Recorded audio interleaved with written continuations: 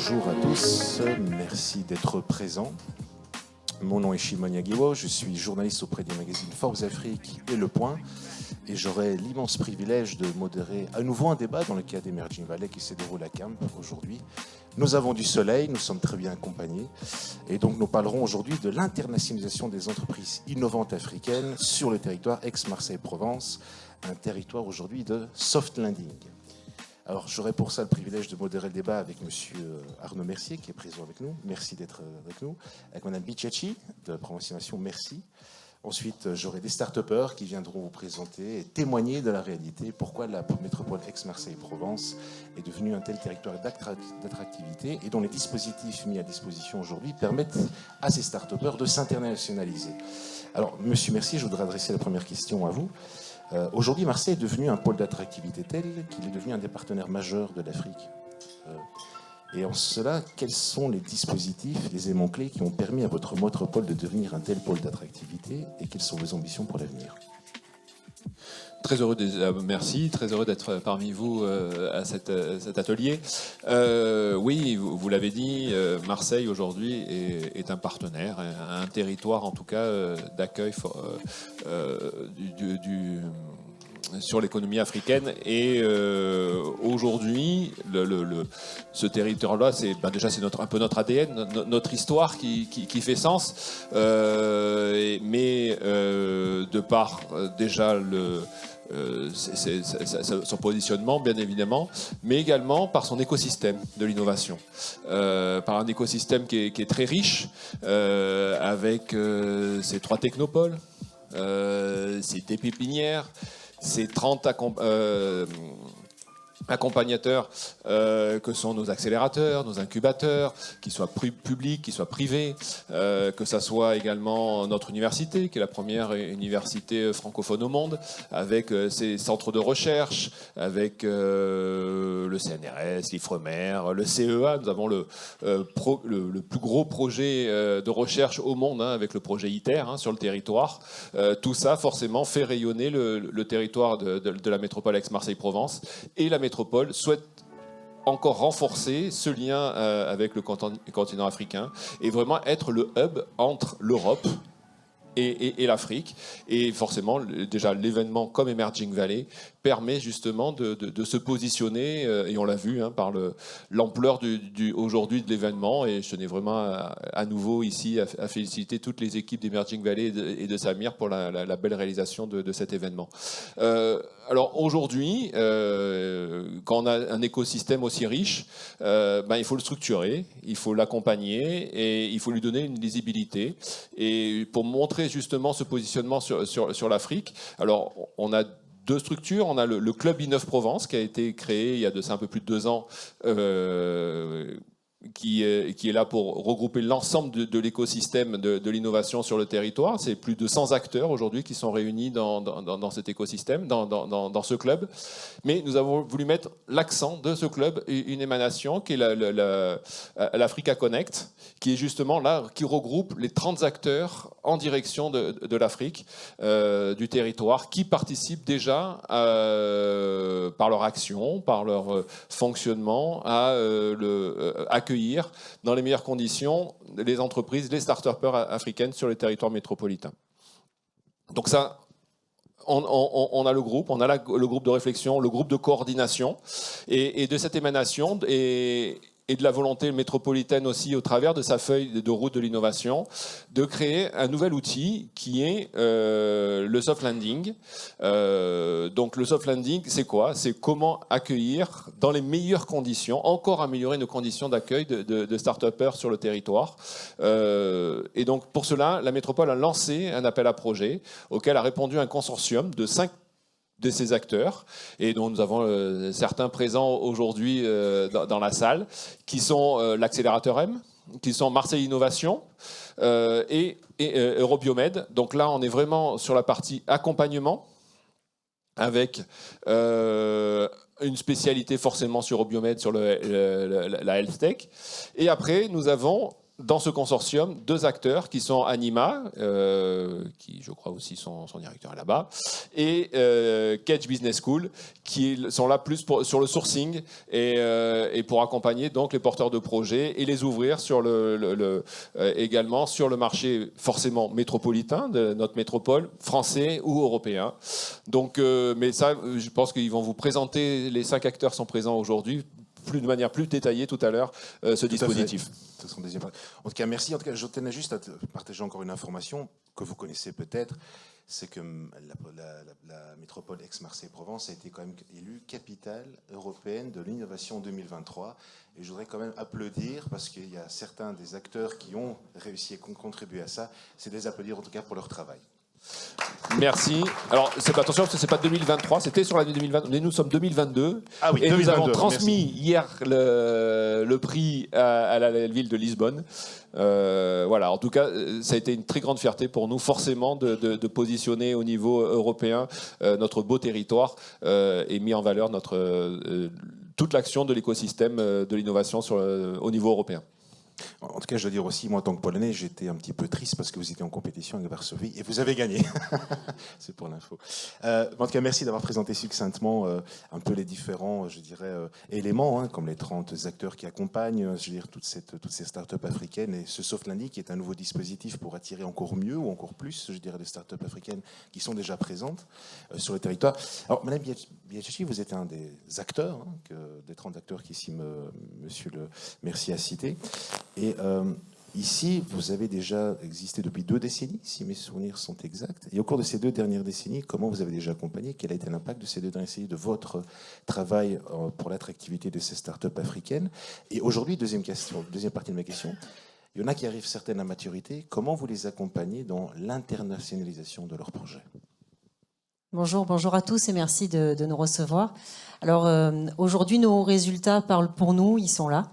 Et c'est un plaisir de vous accueillir aussi avec nous sur ce bel événement qui est Emerging Valley. Donc pour 11 Promotion, on travaille depuis plus de 20 ans sur l'attractivité territoriale. Notre métier est d'aller dans le monde entier pour trouver des entreprises et des startups qui veulent s'installer sur le territoire pour créer de l'emploi.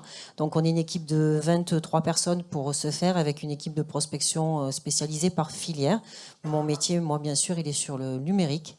On a commencé une action réellement à partir de 2017-2018 en direction des entreprises et des start-up africaines, puisque c'était pour vous, start-upers africains, le début d'une certaine maturité qui permettait de commencer à réfléchir, à franchir la Méditerranée et à pouvoir se développer sur l'Europe.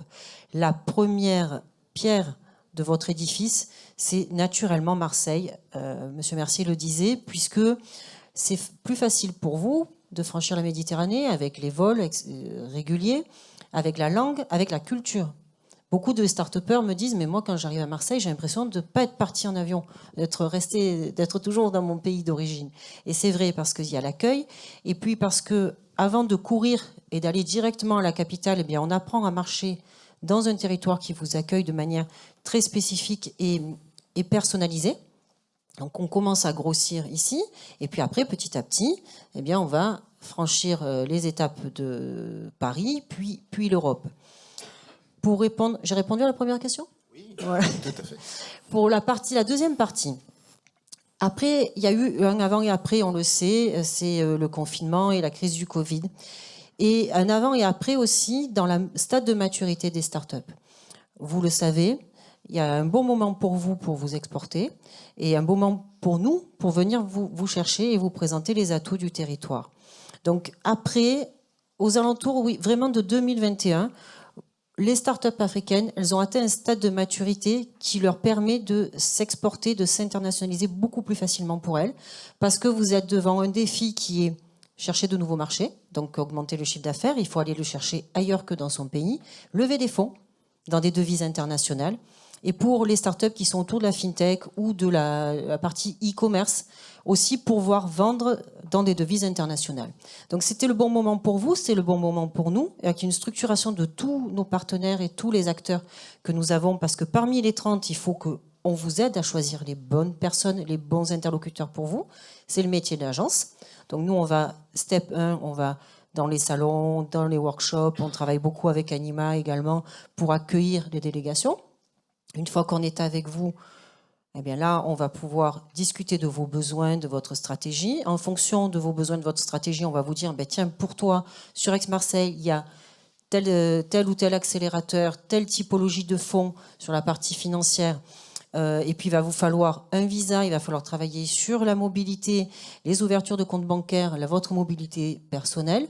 C'est tout ce que fait Provence Promotion avec les équipes notamment d'implantation. Je salue Marie-Belle qui est avec nous et qui fait un travail remarquable avec Salima, spécialisée sur les startups africaines. Mais quand vous parlez de start-up mature, quels sont les éléments qui créent pour vous, selon vos standards, une start-up qui est mature ? Alors, c'est un stade de maturité que l'on appelle, nous, dans notre jargon, le pré-seed. Le pré-seed, c'est quoi ? Vous commencez à avoir du chiffre d'affaires dans le pays. Vous commencez à avoir des clients. Vous vendez. Donc, votre produit, il est terminé. On a 5 à 10 salariés. On a 300 000 euros, entre 200 et 300 000 euros de chiffre d'affaires. C'est le bon moment. C'est le bon moment où il faut s'internationaliser. C'est là où, de toute manière, ils vont devoir lever des fonds autre que dans les devises du pays, et c'est là où nous devons intervenir et les aider, et également avec tous les dispositifs de financement public que l'on a en France, et les dispositifs fiscaux comme le crédit d'impôt recherche, les statuts de jeunes entreprises innovantes, pour leur faire bénéficier de cette partie-là sur le territoire français et pouvoir aller chercher des fonds privés dans les devises européennes. Quand vous parlez d'internationalisation, est-ce que vous visez seulement le marché européen ou aussi vous les aidez à les accompagner à développer leur projet du côté africain ? Alors, Provence Promotion travaille sur l'internationalisation step 1 Marseille, puis après ouverture, après le dispositif commercial. Pour eux, c'est les accélérateurs qui travaillent avec eux là-dessus. Nous, on intervient sur ce que ne fera pas l'accélérateur et ça dépend des programmes en fait. Donc la partie vraiment développement commercial, c'est leur business, c'est vraiment la partie avec les accélérateurs, pas Provence Promotion. Ok, merci en tout cas pour avoir répondu à ces questions et tous ces détails. En tout cas, ce que je peux vous confirmer, c'est que ce matin, j'étais en petit déjeuner et j'ai vu une délégation tunisienne. Ils ont vu que je travaillais justement sur ce panel. Ils m'ont dit, Marseille, on adore, on a l'impression que c'est Tunis version améliorée pour certaines choses. Donc voilà, c'est vraiment du terrain. C'est pas une blague, c'était ce matin, je cite. Et alors, monsieur Doudou Tamba, je me tourne vers vous, parce que vous serez le premier acteur de terrain. En quoi consiste votre projet et comment les outils mis à disposition, que si M. Mercier et Mme Tchétchi ont expliqué, vous ont aidé à développer votre projet, ici au niveau local et peut-être maintenant aussi à l'international ? Bonjour, merci de me donner la parole. Alors, moi, mon projet, c'était vraiment atypique. J'ai découvert la Provence en 2004. Je voulais être champion du monde de judo. Voilà, donc je suis arrivé avec mon kimono en stage international, en stage de haut niveau. Et on préparait les championnats d'Afrique. Donc quand je suis retourné au Sénégal, je me suis promis de revenir ici pour réaliser mon rêve, devenir champion du monde, parce que la France, c'est encore le deuxième pays de judo. Et donc je suis revenu en 2006 pour être professionnel de judo, mais comble de malchance, je me suis blessé au genou. Et du coup, je me suis inscrit en faculté de pharmacie. Si vous me permettez, c'est intéressant. Donc, votre premier rêve est un peu brisé, rentrer au judo. Qu'est-ce que vous dites à ce moment-là ? Alors, je me suis dit simplement, il faut être résilient. C'est-à-dire qu'on est face à un souci. Il faut faire comme au judo. Quand on est en dernière minute, qu'on est mené, il faut trouver une solution. Donc, la solution pour moi, puisque j'avais déjà mes études de pharmacie au Sénégal, je suis arrivé avec un diplôme de pharmacien, je me suis dit, ok, je vais quand même continuer le deuxième rêve, c'est celui de partir des plantes médicinales et des connaissances endogènes pour apporter des produits de santé, mais toujours des champions du monde, des produits champions du monde. Donc, je me suis formé en fac de pharma et à la suite de ça, j'ai également fait une formation en fac de médecine, toujours à la Timone, pour avoir une vision globale de l'industrie pharmaceutique et de savoir comment partir d'une plante pour aboutir à un produit de santé innovant. Donc, si je comprends, vous arrêtez la carrière de sportif, vous recommencez tout à zéro, résilience, comme vous dites, volonté d'arriver jusqu'au bout, et vous repartez de zéro pour lancer votre projet. Donc, est-ce que ça comporte des études ou Absolument. Il fallait s'approprier déjà ce projet-là, le développement de pharmaceutique. Ça n'existe pas au Sénégal. Donc on avait ça et on avait également de l'enseignement de qualité. Heureusement, très accessible parce qu'on n'a pas les moyens de se payer des études à 8-10 000 euros, mais c'était gratuit pour nous pratiquement. Donc ça, c'est un excellent point. Et à la suite de ça, après des expériences professionnelles, j'ai décidé de créer la start-up Tamba Labs, qui est incubée à la Technopole de l'Arbois, dont est présent le directeur, qui m'ont accueilli également à bras ouverts. Moi, franchement, la chaleur qu'il y a ici, on ne la trouve pas nulle part. Donc, un deuxième acteur qui confirme quand même, après ce matin petit déjeuner. Voilà. Confirmation. Donc j'ai développé, je travaille sur des projets, sur les plantes médicinales du Sénégal, différents projets à différents niveaux de maturité, mais le plus proche du marché est un répulsif naturel de moustiques, dont on vient de déposer au premier trimestre un brevet, parce que le produit est 3 fois plus efficace que les meilleures références du marché en Europe. C'est une innovation. C'est prévu que ce soit un champion du monde. Même si je ne suis pas champion du judo, je vais avoir un produit champion du monde. C'est prévu. L'idée, c'est dans 3 ans être la meilleure référence, la référence standard du marché, et puis dans 5 ans, être la meilleure vente. Voilà. Donc, l'apport de la Technopole, c'est vraiment justement partir de zéro, c'est-à-dire arriver avec une idée et derrière être accompagné jusqu'à avoir, on va dire, le produit réel prêt à être commercialisé. La commercialisation est prévue en janvier, au premier trimestre. Je voudrais quand même demander de l'applaudir pour son quand même parcours. C'est quand même inspirant. Monsieur Macboul, vous êtes aussi parti du judo vers un autre projet ou pas? Non. Moi, c'est pas du tout le judo. Moi, je suis parti d'une expérience. Donc, moi, je m'appelle Omar. Merci de m'avoir donné l'occasion d'être là aujourd'hui. Je suis marocain. Ma start-up a été créée en 2018 au Maroc. Et puis, on a opéré avec le Covid dans la mobilité. Donc, c'était un peu compliqué. Donc, on venait de sortir de la phase de Covid et on cherchait à s'internationaliser. Et on avait quelques ouvertures, donc on était parti voir Paris parce que en fait, c'était la destination privilégiée pour faire des levées de fonds, pour être accompagné. Et on est parti prospecter à Marseille Innovation. Et c'est là où on a trouvé vraiment un vrai accompagnement. D'ailleurs, Laetitia, on s'est vu à plusieurs reprises et on a eu l'occasion d'échanger. Et c'est là où on sent que vraiment l'accompagnement il est personnalisé. Quand on a une structure aujourd'hui qui veut s'internationaliser, on ne connaît pas forcément où est-ce qu'on va atterrir, on ne connaît pas forcément où est-ce qu'on est en train de mettre les pieds. Partir dans une grande ville comme Paris, bien sûr qu'on va fondre dans la masse. Peut-être qu'on n'aura pas d'accompagnement personnalisé, on n'aura pas de conseils privilégiés, on n'aura pas vraiment d'insight pour aller chercher des clients, aller développer sa start-up. Et peut-être que ça sera voué à l'échec. D'ailleurs, le taux de mortalité des start-up à l'île de Paris doit avoisiner des sommes faramineuses, contrairement à Marseille, parce que Marseille, vraiment, on sent que le travail qui est fait par l'équipe Marseille Innovation est un travail extraordinaire parce que vraiment, on a des experts métiers qui sont mis à disposition. Les équipes sont des experts de leur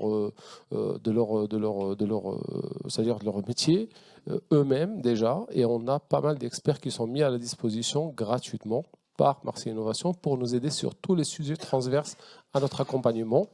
Et même côté vie personnelle, Laetitia est là pour nous accompagner sur toute la partie paperasse, sur la carte séjour qui ne sort pas à temps, sur les retards qu'on a et sur les difficultés qu'on a rencontrées sur tout le long de l'aventure d'implantation. Là, on est content. Franchement, on a tout l'accompagnement qu'il faut. On recommande et on est sur des scénarios de développement et d'accélération sur la région. Sur la partie, sur d'autres implantations en France et éventuellement sur d'autres implantations internationales. Ma solution, en fait, c'est une solution de deep tech qui permet de combiner l'IA, multi-agent. Donc, c'est plusieurs intelligences artificielles qui communiquent entre elles et qui sont supervisées par une 4e intelligence artificielle pour détecter les cas de fraude. Donc, en fait, c'est plusieurs IA qui communiquent entre elles. Et on a créé une autre IA qui supervise tout ça pour lutter contre la fraude à l'assurance et simplifier tout le processus de déclaration des sinistres dans l'assurance et dans le monde de la mobilité. Donc c'est ça notre solution qu'on est en train de développer aujourd'hui. Notre MVP est fonctionnel. On est en train grâce à Marseille Innovation, d'avoir des pilotes, c'est-à-dire pour entamer la phase de test et la phase de commercialisation et la phase d'accélération. Et bientôt, on va entamer notre phase de levée de fonds. J'espère que j'ai répondu à Bravo votre aussi question. à ce projet. Et surtout, attention, frotteur d'assurance. Troisième histoire inspirante, je me tourne vers vous, Monsieur Riahi, fondateur de Sinoia. En quoi consiste votre projet et comment est-il né? De quelle observation, peut-être de quelle expérience de vie, et quels sont vos plans pour l'avenir? Parfait. Ben, merci beaucoup pour cette belle invitation. Au fait, je me présente, donc je suis le CEO de Sinoia, qui est une start-up qui a commencé en Tunisie en fin 2019. Et on travaille essentiellement sur un outil de collaboration digitale pour centraliser les flux de communication et de workflow en une seule et unique interface. Ça tombait pile poil avec le Covid qui arrive et on utilisait de plus en plus les visioconférences, les emails, les chats et tout ça. Et on avait, au bout d'un certain moment, tombé dans le panneau de l'infobésité, ce qu'on appelle l'infobésité. C'est de recevoir une multitude de notifications journalièrement. Donc, nous, on s'adressait essentiellement à des petites et moyennes entreprises africaines qui n'avaient pas forcément les moyens de s'acheter des solutions internationales très connues, qui coûtaient très très cher.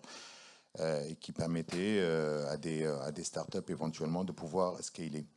Donc l'idée, elle a commencé en Tunisie et ben, justement avec le Covid, on a pris contact avec Provence Promotion, donc avec Laetitia et avec Selima, parce qu'on pensait qu'il fallait scaler et partir à l'international.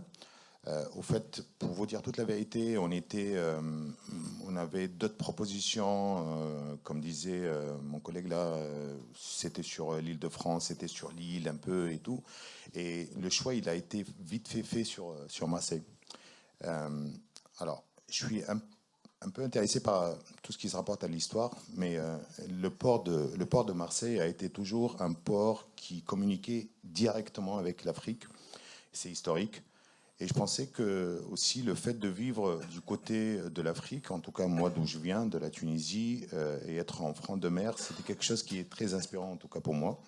Vous voudriez dire que cette implantation était déjà naturelle grâce à ce port pour vous? Oui, je pense que c'est naturel. Hein. De toute façon, la rive sud et la rive nord, on se voyait direct, c'est Marseille, hein. C'est direct. Et donc, du coup, je me suis dit, pourquoi ne pas peut-être voir Marseille? Donc, je suis venu en soft landing au début pour regarder comment ça se passe. Et j'ai trouvé que c'est quelque chose de vraiment très, très intéressant dans le sens où on n'est pas dépaysé. On est en face de la mer, il fait beau. Et les gens, ils sont très accueillants. Et donc, je sais tous que les éléments, aujourd'hui, la délégation tunisienne nous disait. Oui, vous répétez exactement. C'est le combo, en tout cas, qui fait que ça fait pencher la balance vers Marseille directement. Donc le choix était vite fait. Après, pour vous dire aussi toute la vérité, l'accompagnement qu'on a eu du côté de Provence Promotion sur tous les aspects de soft landing au début, mais après d'installation, de mobilité et tout ça, de mise en relation avec des accélérateurs, des incubateurs, de connaître un peu plus aussi tout ce qui se rapporte à la partie administrative qu'on ne connaît pas forcément au début quand on arrive.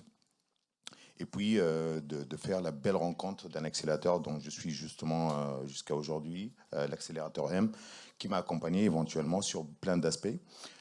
Et qui m'accompagne jusqu'à maintenant. Donc maintenant, ça fait plus d'une année et demie qu'on est là et on nous accompagne sur quasiment tous les aspects. Et sur cette année et demie, quel a été l'impact de votre projet grâce à l'accompagnement de l'accélérateur M? Au fait, déjà, je pense que la première étape, c'était de comprendre l'écosystème, comment il fonctionne. C'est très important. Quand on est à l'étranger, c'est un peu difficile au début de comprendre aussi à qui parler. Et à qui demander l'information. C'est très important au début. Quand on arrive, on est considéré comme des jeunes entrepreneurs, même si on avait une carrière dans nos pays respectifs, mais on vient ici avec de nouvelles lois, avec de nouveaux mécanismes qu'on ne connaît pas forcément. Et on a besoin d'être vraiment accompagné au début pour pouvoir voir tout ça. Et donc, l'impact était très, très important. Et l'impact, il est passé au-delà de cet accompagnement-là, justement, jusqu'à ce qu'on arrive maintenant. On a pu dernièrement boucler une levée de fonds. Et justement, ils nous ont aidés à ce niveau. Et donc, voilà, c'était vraiment très, très intéressant. Et je me vois déjà rester sur le territoire. Ça, c'est sûr. Pour vous développer au Sénégal, j'ai pu entendre aussi. Alors, éventuellement. Oui, comme je vous disais au tout début, nous, la solution, elle est destiné au monde entier, mais justement, étant donné que je suis africain, je tiens beaucoup éventuellement à ce que ça soit une solution qui se développe aussi en Afrique. Et donc aujourd'hui, on a de plus en plus de facilité à la développer en Afrique à partir de Marseille. D'accord ? Et donc on s'est développé en Côte d'Ivoire, au Sénégal, au Donc vous êtes Rwanda. vraiment dans cette phase déjà d'internationalisation avec Exactement. plusieurs marchés. Exactement. Écoutez, félicitations, je voudrais l'applaudir aussi pour son projet. En tout cas, s'il y a des start-upers dans la salle, je ne sais pas s'il y en a, vous pourrez lever la main éventuellement. Oui. Ben, j'espère que vous aurez... Ah, vous êtes aussi accéléré. Ben, écoutez, voilà. En tout cas, j'espère que vous aurez peut-être retiré quelques leçons comme la résilience, connaître son écosystème quand même. Donc, et vous dire un petit mot de fin, Oui. parce qu'on va faire une phase de transition. Il y a une deuxième partie dans ce Absolument. débat. Donc, je te laisse en 1 minute. Merci beaucoup, Simon. Alors, une information qui honore ma start-up et qui est le fait de l'accompagnement et de la Technopole et de la métropole, c'est que Tamba Labs a été sélectionné pour représenter l'innovation de la région au prochain CES. Bon, là, je suis en train de spoiler un peu la région, j'avais pas le droit. Voilà. Pour un dispositif très innovant, ce sera le premier dispositif intelligent de diffusion de répulsifs anti-moustiques. Et donc, merci la métropole, merci la Technopole et merci Africa League qui est là. Merci à vous.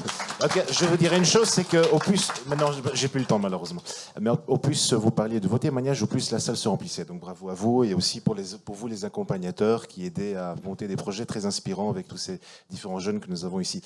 Petite pause, nous allons faire ce qu'on appelle un petit changement, avoir d'autres intervenants. Ce sont les accompagnateurs cette fois-ci.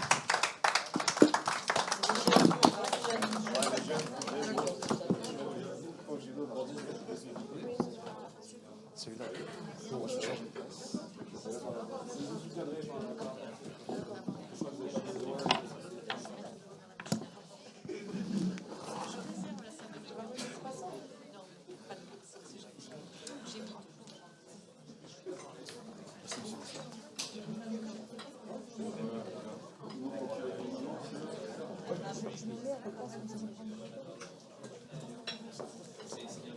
Si vous voulez, on peut faire une photo juste avant.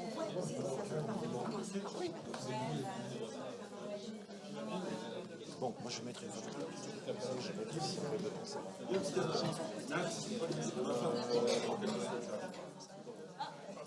Ouais, je préfère la confesse, comme ça moi je vais.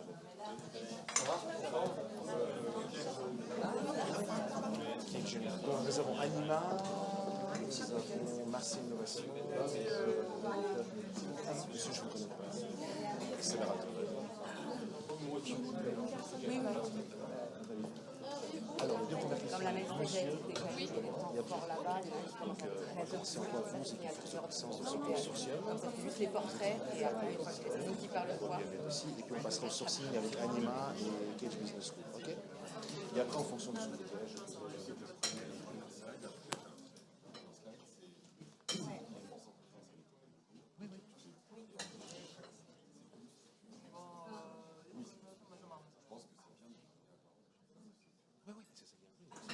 chaque structuration. Il manque le premier. Il manque pas une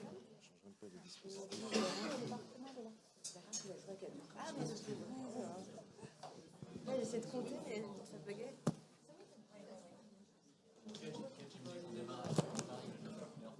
On peut démarrer.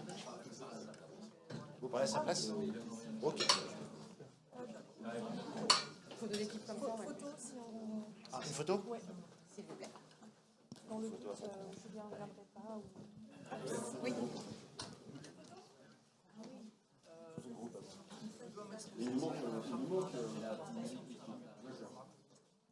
Après, je voudrais serrer un tout petit peu.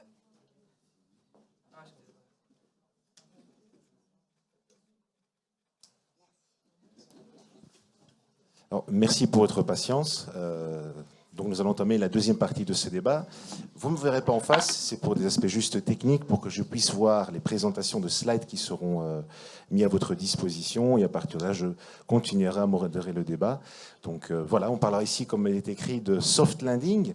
Donc comme a dit M. Mercier, il y a des groupes, des institutions qui accompagnent dans ce consortium les startups africaines, et comme il a dit, pour les aider un peu plus à aller plus de maturité à l'internalisation, comme avait dit Mme Biachi. Donc je laisse voilà, le slide de représentation.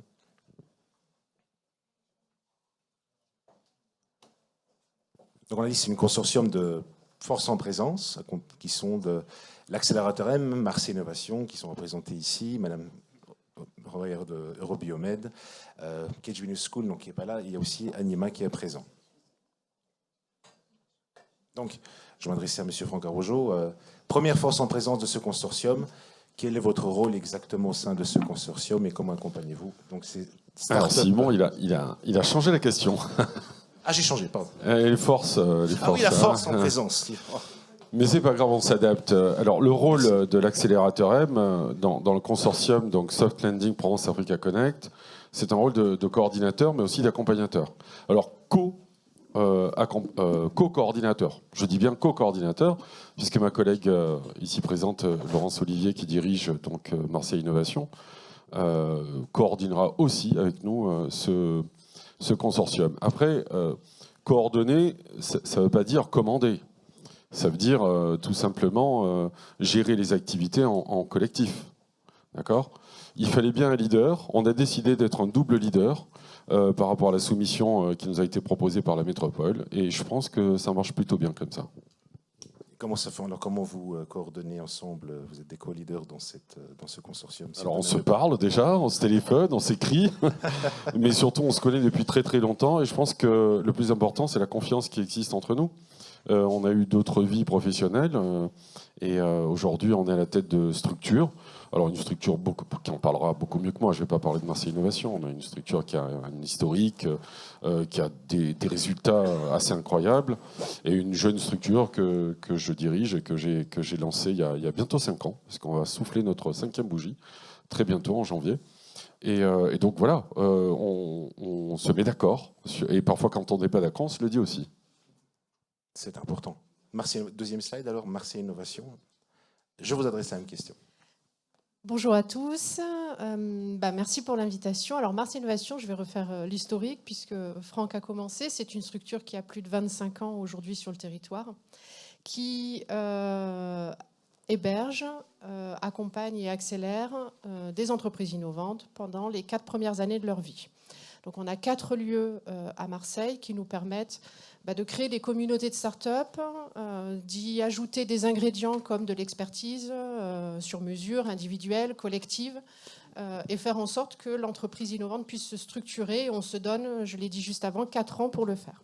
Ça, c'est Marseille Innovation. Donc, et c'est notre travail qui n'a pas beaucoup changé depuis 25 ans. Ce qui a changé depuis 25 ans, c'est nos liens avec l'écosystème aujourd'hui ici présent, mais surtout nos liens avec l'Afrique qui remontent à plus de 20 ans. On travaille notamment avec les pays nord-africains.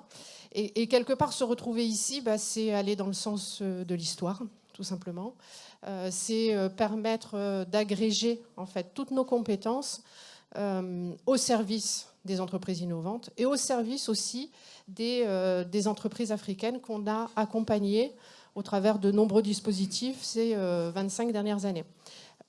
Omar, qui est le fondateur d'Alicar, en a beaucoup mieux parlé que moi sur ce retour d'expérience, mais ce travail qu'on opère individuellement pour chacune des structures ici présentes auprès des entrepreneurs africains qui souhaitent venir s'implanter en France et conquérir ensuite l'international, c'est notre métier au quotidien. Et aujourd'hui, ce consortium, c'est l'agrégation de toutes ces compétences et de tous ces retours d'expérience individuels qu'on arrive à mener de manière collective. Et on aura les résultats prochainement lors du démarrage du programme en janvier 2024. Troisième acteur, Eurobiomed. Madame Royer, je vous laisse et je vous adresse la même question. Panéliste précédent. Bonjour à tous.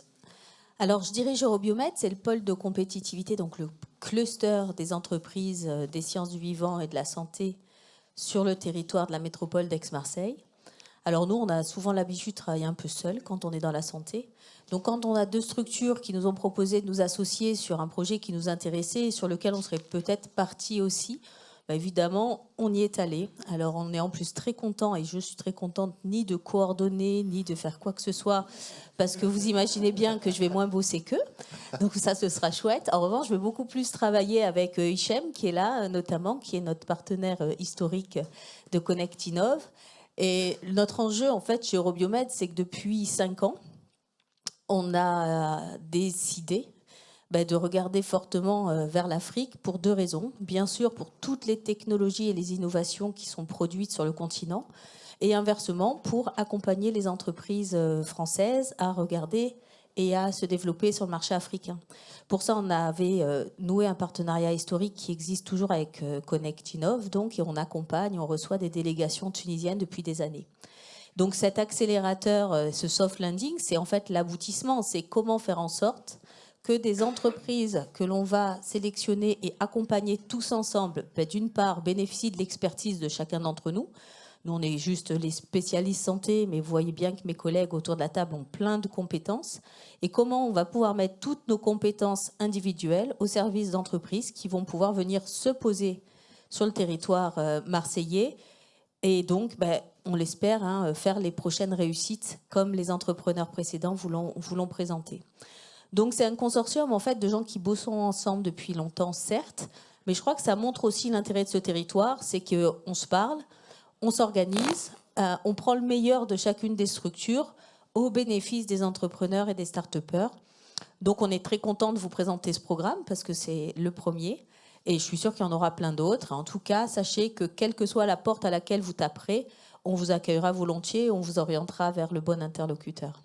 Ce qui a été même témoigné par les start-upers juste avant, qui ont bien dit que par rapport, il y en a certains qui citaient, d'abord ils voulaient s'implanter à Paris, non, finalement à Marseille ils ont trouvé, jeter un meilleur accompagnement, meilleures informations, peut-être que ce consortium que vous avez va encore mieux aider, comme vous le dites, à attirer ces start-upers africains et de faire la métropole un réel pôle encore plus grand qu'il en est aujourd'hui d'attractivité. Tu veux dire quelque chose? Oui, juste peut-être rajouter que n'oublions pas, elle était là juste avant, d'ailleurs exactement où je me trouve, c'est Laetitia Missiacci. La Promotion est aussi la gare d'aiguillage. Donc là aussi, celle-là, quand vous tapez, vous pouvez taper à n'importe quelle porte, mais Promotion, c'est probablement la première porte, PP, première porte à laquelle il faut taper. Avec en tout cas aussi une volonté de travail farouche qui ne se limite pas à des heures de bureau, en tout cas ce qui avait été partagé par la start-upper. Donc je passerai maintenant aux acteurs sourcing ici, si j'ai bien pu comprendre, avec Anima Invest Network. Alors comment vous sourcez dans ce consortium toutes ces start-up africaines? Bonjour à tous. Nous, Anima, on est un réseau d'organisations qui accompagnent les entreprises, de réseaux d'entreprises, d'associations d'entreprises, de pôles technologiques, d'incubateurs. On est présent par nos membres dans une vingtaine de pays du Moyen-Orient et d'Afrique. Donc naturellement, on source par ce réseau-là. On opère des initiatives pour accompagner les entrepreneurs depuis pas mal d'années. On existe depuis 16 ans, et ça dans les deux sens, c'est-à-dire aussi bien faire venir des Africains en Europe que de faire venir des Européens vers l'Afrique, ou pas mal aussi des entrepreneurs de la diaspora qui sont ici et qui ont envie d'entreprendre en Afrique. Donc ça nous a amené à travailler, collaborer avec beaucoup d'incubateurs, d'accélérateurs, beaucoup de réseaux sur le continent africain. Et donc c'est sur ces partenaires-là qu'on va se tourner pour apporter des projets à ce dispositif soft landing. Nous, on a expérimenté le soft landing à Marseille déjà depuis quelques années dans le cadre d'un programme qui s'appelait The Next Society. Franck était d'ailleurs a accueilli près d'une quinzaine d'entreprises qu'on avait déjà amenées ici sur un dispositif un peu plus modeste que celui qui est là aujourd'hui, qui est plus musclé comme programme, donc c'est bien. Et c'est en discutant avec la métropole d'ailleurs qu'on a décidé qu'ils ont décidé de renforcer cette expérience et de lui donner plus d'ampleur. Donc je ne sais pas, Franck pourra nous dire, mais voilà, c'est près d'une douzaine de boîtes qui se sont établies à Marseille sur les dernières années sur ce sujet-là. Et puis on a un programme avec Kedge aussi pour accompagner des entrepreneurs en Afrique cette fois, donc soit des Africains, soit des gens de la diaspora qui veulent être sur les marchés africains. Et donc voilà, donc c'est toute tous ces réseaux qu'on mobilise, qui accompagnent et qui nous amènent des entrepreneurs qu'on va solliciter pour ce programme de soft landing. Avant de passer à Case Business School, justement, je pensais sur vos propos, je trouve qu'il y a une question intéressante. C'est quoi l'ambition finalement de ce soft landing? À quoi vous voulez arriver? Quel impact? Parce que vous avez parlé de 15 sociétés avec un programme dans lequel vous êtes déjà actif. 15 sociétés, c'est ça qui sont ici implantées à Marseille. Donc quelle est l'ambition? L'ambition, alors c'est quand même la métropole, le principal commanditaire, enfin le commanditaire de ce dispositif qui l'a formulé. C'est l'expérimentation. Il faut l'avoir en tête, oui. Okay. On expérimente sur la base de ce qu'on a pu capitaliser chacun de manière individuelle, cette fois de manière collective. C'est-à-dire qu'en gros, le jeu collectif devrait produire beaucoup plus d'effets. Et l'autre enjeu, qui est un attendu aussi, bien sûr, de la métropole, c'est la qualité des projets. C'est-à-dire que là, on va placer la barre un peu plus haut.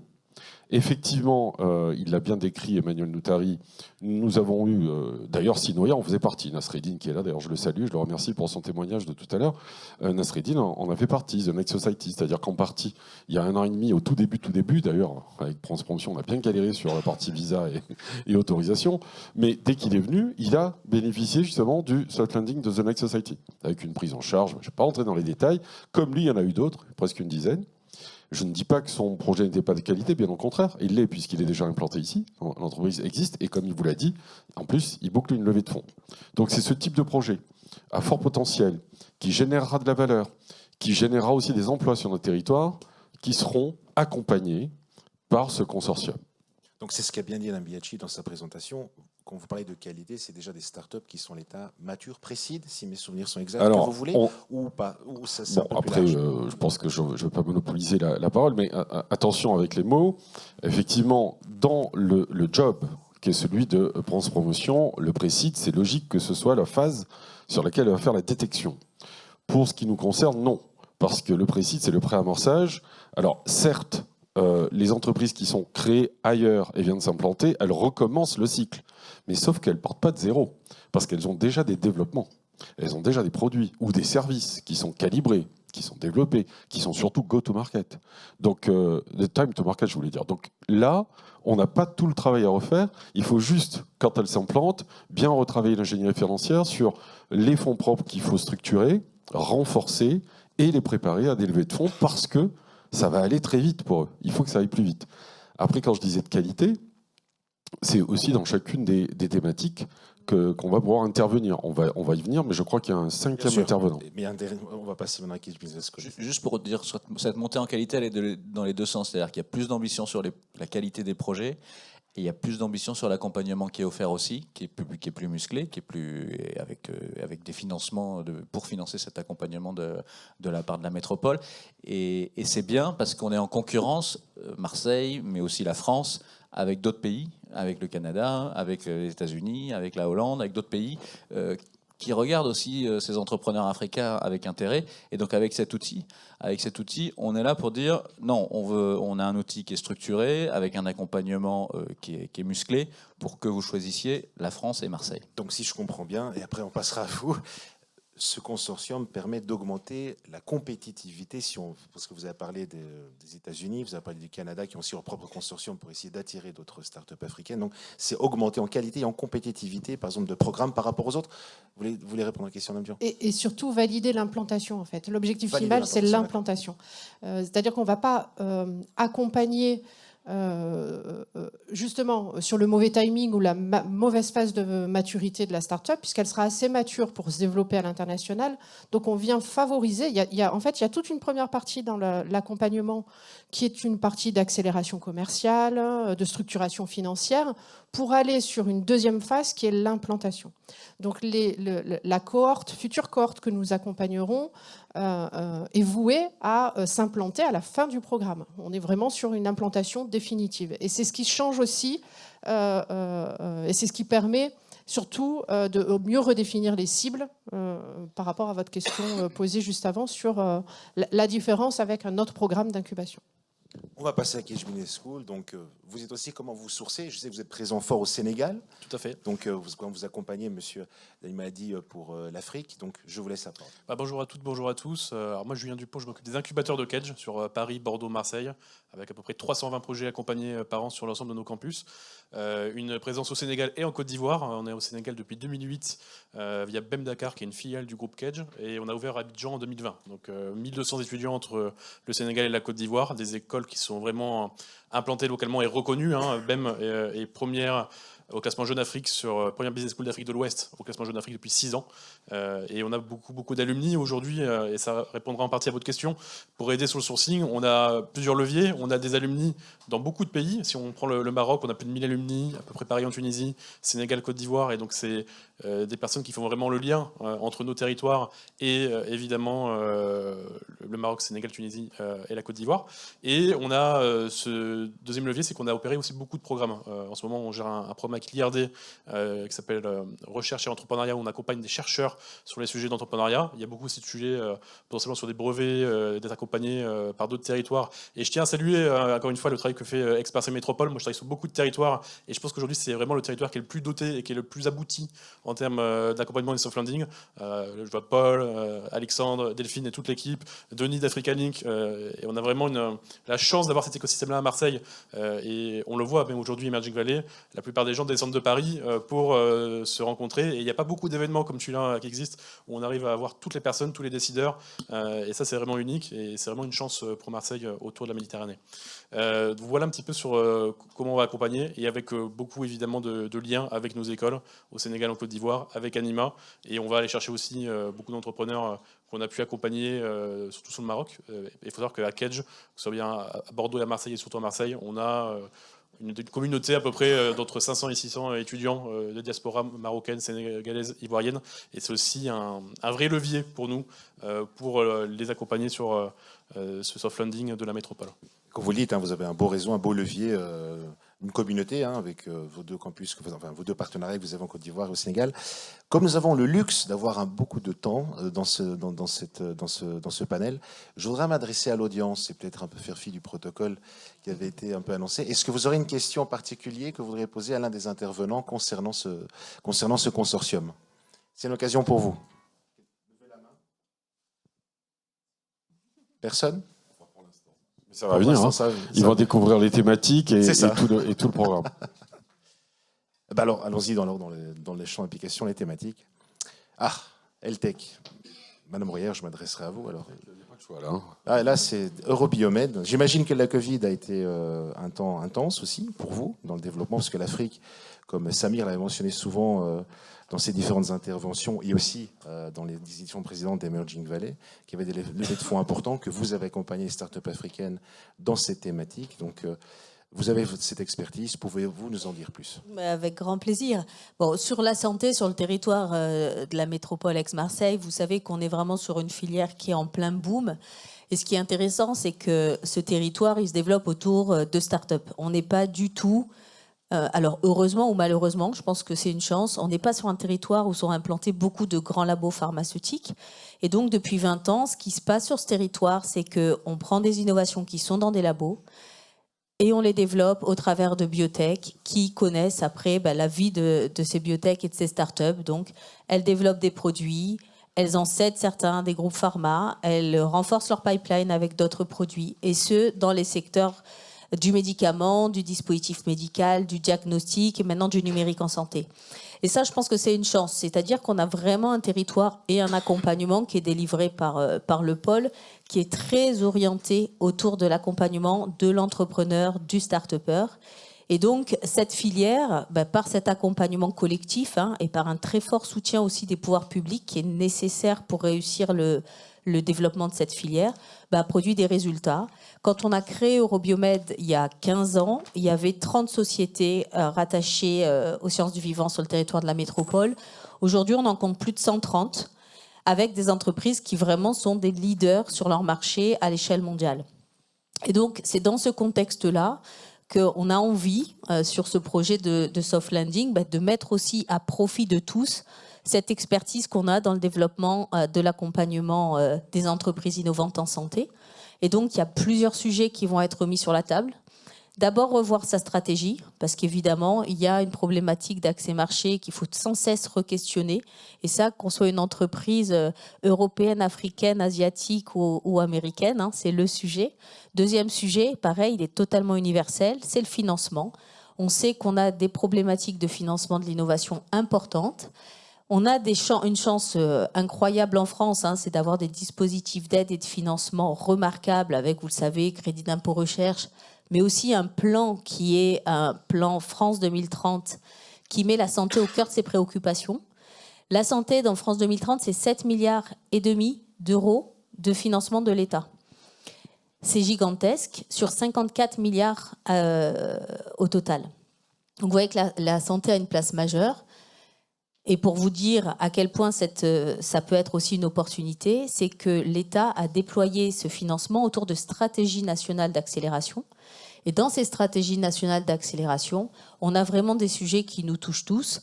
On a la recherche sur toutes les nouvelles biothérapies et les nouveaux médicaments. On a la recherche sur la santé numérique. On a toute l'infectiologie, la vaccinologie qui revient au cœur des préoccupations de l'État français. On a les dispositifs médicaux. Donc on peut trouver une place pour tous les projets qui vont venir se déployer pour trouver cet accompagnement au financement non dilutif. Et après, on va avoir tout le dilutif. Et après, je m'arrête, Simon, mais c'est tout ce qu'on peut faire pour vous accompagner. Hein. Oui, ça se sent. Non, mais j'ai 2 minutes dans mon consortium. Après, j'arrête. Mais c'est tout ce qu'on va pouvoir faire pour vous aider sur le financement auprès de Venture, puisqu'on est sur une économie qui est hautement capitalistique. Et aujourd'hui, on a besoin d'accompagner l'ensemble des entrepreneurs vers de l'investissement haut et bas de bilan. Et donc, c'est aussi un accompagnement qu'on proposera. Je viens de le dire, hein, évidemment. De financement. Mais je crois aussi dans l'écosystème d'Aix-Marseille-Provence, on parle de recherche et de science. Il y a comme aussi l'IRD qu'il faut citer, quand même, qui est fort aussi, je crois. L'IRD, l'AFD. Merci de me tendre la perche, Simon. Il y en a d'autres. Je vois Frédéric Guilleux qui est là. Vous pensez bien que dès qu'on aura des green tech ou des agritech, on va plus que certainement le solliciter et essayer de voir avec lui s'il y a la possibilité d'implanter la boîte sur place. Donc évidemment que l'implantation, elle l'a bien souligné Laurence tout à l'heure, l'implantation ce sera le résultat final, l'aboutissement en fait du support et de l'accompagnement qu'on va produire. Mais avant tout, ce jeu collectif, il ne se limite pas aux 5 qui sont là. Les 5, ils constituent le noyau dur. L'écosystème, c'est plus d'une trentaine de structures. Monsieur Mercier l'a souligné. Merci, a dit là tout à l'heure. Évidemment. Donc le but, c'est de travailler avec toutes les structures qui sont sur le territoire et qui aideront. Après, on va pas creuser, je pense, toutes les filières, ou en tout cas toutes les thématiques, parce qu'il y aurait beaucoup de choses à dire. Tu pourrais parler de l'ICC. Exactement, les industries culturelles et créatives. En plus, je vois ici devant moi Awatef de Morbiquette et les sœurs Xoury de Graines Academy. Notre force à M tout à l'heure, parce que c'est une réponse à laquelle j'ai pas vraiment répondu, c'est le co-développement. On co-développe aussi souvent des solutions ou des POC avec nos startups. Quand je dis nos startups, c'est celles qu'on accompagne, parce qu'elles ne sont jamais à nous. Hein. Elles sont toujours à ceux qui les ont ou celles qui les ont fondées. Et là, c'est assez intéressant parce qu'on a là c'est des ICC, effectivement, mais qui peuvent avoir un lien. Je pense aussi à Sgartoun qui n'est pas là, mais qui aurait pu être là, qui traite les troubles 10. Mais voilà, mais par exemple avec les Graines Academy, c'est l'empowerment des jeunes sur le leadership, l'entrepreneuriat et l'innovation. Avec Morbiquette, on est plus sur l'accès à la culture et au patrimoine, mais toujours pareil, à travers des objets ludiques et très user-friendly. Donc vous voyez, c'est pas siloté tout ça. Les limites. D'ailleurs, dans notre formulaire de pré-candidature, on donne bien aussi la possibilité de choisir une thématique principale, voire une thématique secondaire. Parce que finalement, sur les 5 années qu'on vient de passer à l'accélérateur M, on a eu, dans la grande majorité des cas, des entreprises qui pouvaient être centrées sur une thématique, mais qui débordent forcément sur une autre. Et les champs d'application, ils sont multiples. Ils ne sont pas juste... Alors évidemment, quand on a un objet technologique très très innovant, deep tech, voire disruptif, et qu'on est sur du medical device ou sur de la molécule, évidemment, on va être health tech, biotech, etc. Mais pour autant, je dois dire que, bon, tu l'as cité, mais je vais le reciter, comme ça il va rougir un peu plus. Hicham Radouane, c'est celui qui a établi le premier pont entre M et l'Afrique, et plus exactement entre M et la Tunisie. On peut l'applaudir. Connectinov, qui est justement présent ici. C'était même une aventure antérieure à Connect Innov que je ne citerai pas. Mais en tout cas, même avec Connect Innov, alors qu'on ne traite pas le champ de la health tech, en tout cas jusqu'à présent, 2024 sera une nouvelle année, on va avoir des collaborations. Et de la même manière, c'est pareil. C'est-à-dire que ça ne va pas forcément tomber dans l'escarcelle de M, parce que c'est ICC. Si c'est ICC et que ça touche peut-être autre chose, bien, il n'y a pas de raison que ce ne soit pas Marseille Innovation qui l'accompagne. Vous voyez ? Donc c'est vraiment le jeu collectif, de toute manière.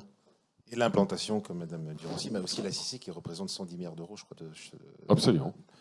C'est considérable, hein, après les 7 milliards d'euros d'investissement. Enfin, comme Cassidy, ça fait 5 années que ça existait avant que vous arriviez à ce programme. Vous avez 5 années d'expérience. Madame Durand, quelles sont les leçons que vous avez tirées au cours de ces 5 années d'expérience avec, je dirais, les start-up africaines pour arriver à ce consortium que vous avez mis sur pied aujourd'hui, qui est une vraie valeur ajoutée de ce que je comprends avec les années d'expérience que vous avez tirées dans l'accompagnement des start-up? Alors, 5 années pour l'accélérateur M. Je le précise pour Marseille Innovation, c'est presque 20 ans d'histoire avec l'Afrique. Je pense, Rachid, tu pourras voilà, hocher la tête et me dire que mon chiffre est bon, mais il me semble qu'on a accompagné près de 90 entreprises africaines depuis 20 ans. Alors, ça s'est fait dans différents programmes, principalement en lien avec la Tunisie, le Maroc, l'Algérie, depuis peu aussi avec le Liban. Moi, je tiens à dire encore merci à tous les acteurs présents. Merci à Emerging Valley aussi, puisque ce qui a permis l'accélération de nos liens avec l'Afrique et l'accompagnement des startups africaines, c'est dans le cadre d'Emerging Valley en 2018, où on rencontre je rencontre ma sœur jumelle, qui est le Technopark au Maroc, et qui ressemble dans sa genèse à Marseille Innovation, qui a aussi plus de 20 ans d'existence sur le territoire marocain, et qui va nous permettre de déclencher, de contractualiser et de formaliser aussi un premier programme de soft landing, dont Omar, qui a parlé tout à l'heure, en est le témoin. C'est une première start-up en fait, accompagnée d'abord par le Technopark. Il fait ses preuves au Maroc, il va chercher ses premiers clients, et ensuite un hub et un pont se créent entre les deux structures pour venir se développer à l'international depuis Marseille et depuis la métropole. Donc, je ne sais pas si je réponds à votre question, mais et tous les secteurs ici présents sont concernés. C'est-à-dire que Marseille Innovation opère sur les ICC au pôle média de la Belle de Mai, opère sur les sciences de l'ingénieur au global sur le technopole de Château-Gombert via notre campus hôtel technologique et hôtel technoptique, et sur le digital en général, qui est devenu, on va dire, le fil conducteur de toute façon de toutes ces thématiques-là, grâce aussi à la métropole qui nous soutient depuis l'origine et qui nous a permis de travailler avec l'Afrique aussi depuis 20 ans. Non, à l'appui de ça, Anima et Marseille Innovation ont créé le premier réseau d'incubateurs euro-méditerranéens il y a 17 ans, 17-18 ans, qui s'appelait Medinov. Tu n'avais pas encore enlevé les petits trous du vélo, toi? T'étais jeune. J'étais déjà là, j'étais stagiaire. Okay. Donc je faisais déjà du vélo. Ouais, donc c'est vrai que ça fait très longtemps que Marseille Innovation. J'avais une voiture même, je pense. Je crois qu'on passera à la suite. On va peut-être passer à l'accompagnement. Alors, il y a des critères. Et puis, on a découpé l'année 2024 en 2 semestres.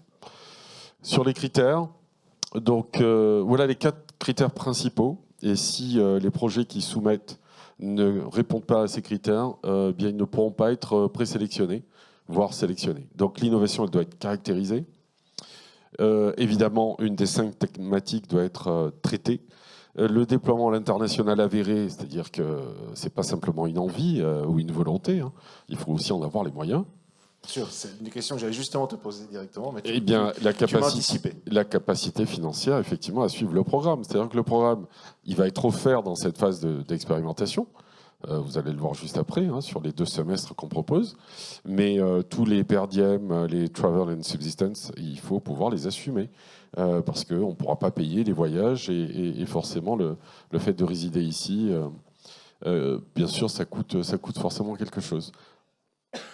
Donc, sur le premier semestre, Le premier semestre, même s'il y a une phase de sourcing et de qualification des projets qui va s'étaler très probablement sur les 2 premiers mois, peut-être déborder sur mars, on verra bien. On verra déjà le flux, hein, le volume qui va atterrir sur nos tablettes. Eh bien, rapidement, à distance, on va faire le diagnostic 360 degrés. Tous ensemble. Bien sûr, après le jury qui aura... je ne rentre pas dans le détail. Hein, Après, il y a une feuille de route qui sera établie. Juste donc, dans ces premiers diagnostics, pour peut-être que l'audience comprenne un peu mieux l'enjeu, donc ici Anima et Catch Business School seront 2 partenaires qui vont vous permettre d'accompagner. Alors mieux que ça, puisque eux, ils sourcent, ils ont déjà en tête tous les critères, ils les ont. Donc logiquement, on a coché les cases. Grâce à déjà Exactement. Anima, grâce au réseau porté par Anima. Et ça va faciliter le diagnostic. Mais quand bien même le travail soit déjà facilité, il va falloir le faire. Parce que si le diagnostic est mal posé, la feuille de route, elle sera, comme on dit ici, de traviole. C'est-à-dire que si on part de travers, ça ne va pas le faire. Est-ce que c'est clair sur le diagnostic Pour moi, oui. Pour l'audience, c'est clair pour vous? Parce que c'est surtout eux qui sont les bénéficiaires potentiels. Toujours pas de questions? Toujours pas de main levée? Non. Ah, il y en a une là-bas au fond. J'arrive vers vous, attendez. Comme ça, vous pourrez poser les questions. Je vous remercie pour votre courage déjà et de lancer. Je vous en prie. Alors, je m'appelle Emma Neumont, je suis cofondateur de Clinica, donc une start-up qui déploie une solution de gestion du parcours patient en centre de santé en Afrique. Et ma question, c'était sur en fait, dans les critères que vous aviez affichés tout à l'heure, vous parliez de déploiement à l'international. Je voudrais m'assurer si, dans déploiement à l'international, vous entendez une installation du coup de la start-up à l'international, parce qu'il y a des cas d'usage où on ne va pas forcément s'installer à l'international, par exemple en France, mais on a envie quand même on peut avoir besoin de développer des partenariats commerciaux avec des organismes à l'international. Et est-ce que ce cas d'usage-là, vous avez un programme d'accompagnement dans ce cas d'usage? Alors, non. Et oui et non. Oui, il faut s'implanter ici. Et donc non, on n'a pas un dispositif spécifique pour une expansion commerciale. Parce que ce dont vous parlez, c'est une expansion commerciale, purement et simplement. L'objet de cette expérimentation, c'est, et ma collègue l'a dit, c'est l'implantation. Il faut implanter une structure. D'ailleurs, je vais vous dire, la meilleure raison qui soit pour aboutir à cette implantation, c'est que c'est ici aussi que vous allez pouvoir boucler des levées de fonds et trouver aussi des collaborateurs. D'accord ? Et c'est la meilleure manière aussi de vous développer, c'est de vous implanter. Donc cette expérimentation, elle vise l'implantation. Pour des cas spécifiques comme le vôtre, on l'étudiera, hein, pourquoi pas. Mais ça pourrait faire l'objet d'une V2. Parce que le but, c'est aussi, à la lumière de ce qu'on aura pu faire pendant cette année-là, comment on réplique l'expérience et comment on la fait perdurer dans le temps. Madame Royer, oui, au-delà du soft landing, en revanche, vous pouvez nous contacter parce que c'est le genre de sujet sur lequel, si on peut vous aider à trouver les partenaires, on le fera volontiers. Donc ce dispositif, même si on ne rentre pas dans les cases, on pourra trouver des solutions pour en tout cas en parler ensemble. Il y a une deuxième question qui pourrait être posée ici. Pourrez-vous vous présenter et qu'est-ce que vous faites et votre question, bien sûr, et qui vous l'adressez éventuellement. D'accord, merci Sismon. Moi, c'est Darwin Yaouviak-Beonou. Je suis conseil technique. J'accompagne la délégation togolaise. Je travaille pour la GIZ au Togo. Je vais poser une question pour le compte de mes startups. Alors, je m'interroge un peu par rapport aux startups que vous avez accompagnées. C'est vrai que le contexte méditerranéen est un peu similaire, un peu au contexte français, mais je m'interroge surtout pour les startups qui viennent d'Afrique de l'Ouest, vu qu'il y a des réalités différentes. Ce qui est un client pour une start-up au Togo peut ne pas l'être directement pour une start-up sur la métropole. Est-ce que de manière pratique, il y a eu ces cas et comment est-ce qu'on fait? Est-ce que carrément la start-up pivote ou change carrément de modèle? Est-ce que vous avez des cas d'usage comme ça, surtout pour nos start-up qui peuvent avoir cette ambition de venir s'installer ici, mais qui ont des réalités différentes parce que c'est 2 territoires différents? Merci. Je pense qu'on peut avoir plusieurs réponses à votre question. Je n'ai pas, moi, bien sûr, la prétention d'avoir toutes les réponses, mais j'en ai en tout cas une partie. J'ai observé dans les entreprises africaines qui se sont implantées ici et que nous avons accompagnées qu'il y avait plusieurs stratégies possibles. L'une d'entre elles, parce que c'est intéressant ce que vous dites sur sur la typologie de la clientèle et les marchés, et parfois ça ne fit pas entre les deux. Dans tous les cas, j'ai deux cas de figure, donc deux cas de figure. Le premier, c'est celle qui pense avoir un produit ou un service, ou voire les deux d'ailleurs, qui peut s'installer et se vendre ici sur le continent, voire plus largement, c'est-à-dire sur la France, mais aussi plus largement en Europe.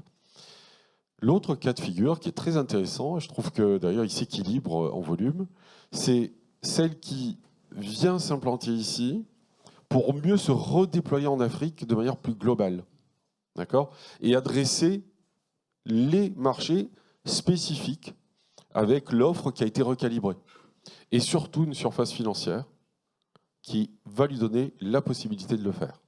Donc, ce cas de figure, on le voit de plus en plus. Et ce n'est pas forcément un pivot, parce que ça peut être aussi une vision, une stratégie qui a été émise dès le départ. Après, je pense que mes collègues peuvent compléter largement mes propos. Est-ce qu'il y a justement des collègues qui voudraient un peu rajouter quelque chose à ce que M. aujourd'hui Oui, simplement que s'internationaliser, c'est développer un produit qui s'internationalise.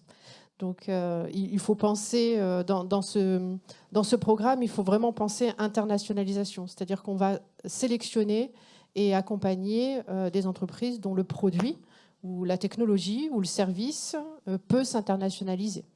Que ce soit sur le secteur, enfin sur l'Europe ou même le marché français ou plus globalement.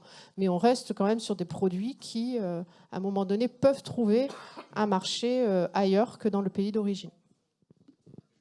Comme dit l'adage, jamais 203, j'ai une troisième personne qui voudrait vous poser une question. Je vous en prie, une question, qu'est-ce que vous faites? Quelle est votre question précise? Merci. Alors moi, j'ai pas de question. Mais j'ai voulu essayer quand même. C'est Fatma Atia, je suis cofondatrice de Grain Academy. Je voulais juste profiter de cette occasion pour vous présenter notre projet.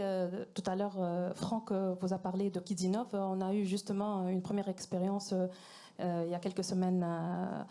En fait, on enseigne l'entrepreneuriat pour les enfants. Et là, on a la chance de travailler sur les 5 thématiques à la fois. Donc, il va falloir qu'on ait une catégorie pour nous. Et justement, on a besoin de votre support pour pouvoir profiter, de faire profiter finalement les enfants de la métropole pour connaître et se familiariser avec la notion de l'entrepreneuriat dès le plus jeune âge. Et je trouve que c'est un impact qui n'a pas de valeur. Les toucher à vie. Et là, on l'a prouvé. Et on a besoin de plus de support pour pouvoir le continuer. Merci. Simon, si vous... on peut l'applaudir. Hein. Bien sûr. Si vous permettez, parce que ça illustre très bien la deuxième question qui nous a été posée. C'est-à-dire que Grain Academy, le co-développement dont on parlait, c'est que le POC, on l'a fait ensemble, on a construit un programme, on a candidaté au concours de la métropole sur la e-capital et un événement qu'on a créé de toutes pièces et qui a constitué le POC de la stratégie de Grain Academy, qui est de continuer à faire ce qu'elles font en Afrique, en Tunisie, mais le répliquer ici à une échelle évidemment beaucoup plus large. Donc, et ça, c'est le premier cas de figure dont je parlais. Sinoia, qui a témoigné tout à l'heure, on a adopté l'outil, comme d'autres structures, comme The Dot aussi, qu'il a adopté. Donc là, le codev, il est plus dans les usages. Et finalement, Sinoia, sa stratégie en ce moment, c'est de boucler ses levées de fonds. Mais pourquoi faire? Pour conquérir des marchés africains. Il a parlé du Sénégal, mais il n'a pas parlé du Maroc, il n'a pas parlé d'Algérie, sur pays sur lesquels il a été incubé. Voilà, ça illustre clairement et de manière concrète, finalement, les deux cas de figure qui peuvent se présenter. Ok, merci encore une fois. J'ai envie de dire, dans le doute, candidater, hein, pas parce qu'il y a besoin de volume, mais parce que d'une part, il y a une grande offre, cet écosystème marseillais, il y a de la place dans les incubateurs, il y a de la place pour vous accompagner, d'une part. Deux, si on n'a pas fait le point sur les industries créatives et culturelles en particulier, mais vous ne savez pas, la ville de Marseille est devenue territoire, dans le cadre de France 2030, justement, reconnu par l'État pour être un pôle territorial sur les ICC. Ça veut dire qu'il y a tout un écosystème en dehors de notre consortium, et même peut-être au-delà des 30 acteurs dont parlait Arnaud Mercier, qui sont aussi des acteurs avec qui vous pouvez trouver des partenariats, faire des coproductions, etc. Donc, je dirais dans le doute, candidater, et avec Provence Promotion, on pourra réfléchir à vous orienter, pas forcément vers le programme de soft landing si vous n'êtes pas éligible, mais vers des partenaires ou des structures qui pourront vous booster vos projets. Alors, comme il ne reste que quelques minutes, je voudrais quand même que tu ailles un peu plus dans la présentation, laisser encore finir au moins le second semestre, enfin le premier encore le terminer, puis le deuxième. Sans trop les détailler, donc ce qui compte, c'est de se rappeler que le premier semestre, il est distanciel, d'accord ? Pas besoin de se déplacer, sauf à considérer qu'il y ait une belle opportunité. Mais c'est des ateliers thématiques et collectifs. Tout se fait à distance via des plateformes, enfin la plateforme qu'on proposera. Et évidemment qu'il n'y a pas que du collectif, on individualisera le plus possible l'accompagnement. Dès l'été, donc après l'été, il y a cette possibilité de venir sur le territoire, parce que le but c'est aussi, et je crois que Nasreddine tout à l'heure l'a bien dit, il faut aller au contact du terrain. Donc bien connaître l'écosystème, c'est aussi fouler le sol de cet écosystème. Et donc il y aura effectivement la possibilité d'être hébergé, il y aura de la mise en réseau, de la découverte de l'ensemble des 30 dont on parlait, mais peut-être plus largement, et toujours des ateliers, des expertises individuelles, c'est important. Et dans notre cas d'ailleurs, après, il y a des variantes, c'est-à-dire selon qui va accompagner. Donc évidemment, on suivra. Alors, c'est pas séquentiel exactement comme ça, parce qu'on peut aussi intervertir les phases, mais les sous-phases. Dans la phase d'expertise individuelle, imaginons que quelqu'un fait l'Altec, il sera plus tourné vers. Laurence, bien sûr. D'accord. Enfin, chez nous aussi, sauf que nous, il y aura une partie de coaching qui sera intégrée. Et la recherche de financement. Évidemment, parce que là, pas de bras, pas de chocolat, n'est-ce pas ? Nerf de toutes les guerres. Voilà, pour justement atterrir dans les meilleures conditions, parce que je le répète, le but de l'accompagnement, c'est 12 à 15, parce que ça, on ne l'avait pas dit depuis le début, mais 12 à 15 max. En principe, c'est 12. 12. Oui, 12, donc les places vont être chères. D'accord ? Peut-être 15 lauréats sur toutes les candidatures qui bénéficieront de cet accompagnement. Qui bénéficieront de cet accompagnement. Sur 2024, bien entendu. Ouais, vous quelque chose. Quelques mots pour conclure, parce que je vais devoir m'éclipser pour une autre table ronde. N'hésitez vraiment pas à candidater. Comme vous le disiez, il y a un super écosystème à Marseille qui est vraiment constitué. Il y a des choses qu'on fait avec Anima aussi, et sur lesquelles on peut regarder entre Kedge et Anima. Et on prendra vraiment le temps de regarder, on verra un petit peu les feedbacks qu'on peut faire, les choses qu'on pourra faire de façon des feedbacks. Et c'est quand même l'intérêt de grandir avec ces feedbacks, ou de se réorienter et d'aller voir les bonnes personnes pour vous. Et vraiment, le territoire est doté là-dessus, donc on se fait vraiment en casse aussi. Merci beaucoup et à très vite. Merci. Merci Julien. On terminera par les dates clés. Oui, c'est ça, les dates clés. Donc le sourcing, il commence dès aujourd'hui. Donc voilà. On a transmis, je crois, le slideshow sans avoir mis l'URL. Donc, si je comprends bien, sourcing, détection, grâce aussi avec vous, Anima et Kedge Business School. Ensuite, on n'est pas interdit de le faire aussi. Voilà. Après, encore une fois, tout ça n'est pas siloté. D'accord. Mais évidemment, ce sont des tâches qui incombent à Anima et à Kedge Business School. En principal. Le sourcing va durer jusqu'au mois de mars. Jusqu'au mois de mars. En fait. C'était ma question d'après. Oui, ça c'est la première phase. On constitue la cohorte en fait de 12, idéalement, start-up. Et le programme d'accompagnement va démarrer entre mars et avril. Entre mars et avril. Donc on démarre en janvier 2024, de ce que j'ai compris. Enfin non. Le sourcing, pour moi, il démarre aujourd'hui. C'est-à-dire que voilà, il y a des gens dans la salle, si ils sont intéressés, il y a aujourd'hui une landing page qui existe et il y a un formulaire, donc on peut déjà pré-candidater. D'accord. On est d'accord. Le lancement officiel de l'appel à candidature est le 1er janvier 2024. On ne fera pas de sélection avant le 1er janvier. On pré-source aujourd'hui, et puis c'est l'occasion. On est réunis aujourd'hui à Emerging Valley pour le faire. Mais le travail commencera au 1er janvier. L'appel à candidature sera rendu officiel dès le mois de janvier 2024. Jusqu'à mars, c'est ça ? C'est ça. Deadline. Oui. Pour le sourcing. Pour le sourcing, d'accord. Les jurys de sélection. Et au printemps, on démarre l'accompagnement à distance. À l'été, on saura qui aura les moyens ou pas de venir jusqu'à nous. Et donc, l'accompagnement, il va avoir un point d'orgue Ça sera Emerging Valley 2024. Merci beaucoup. Merci pour ces présentations.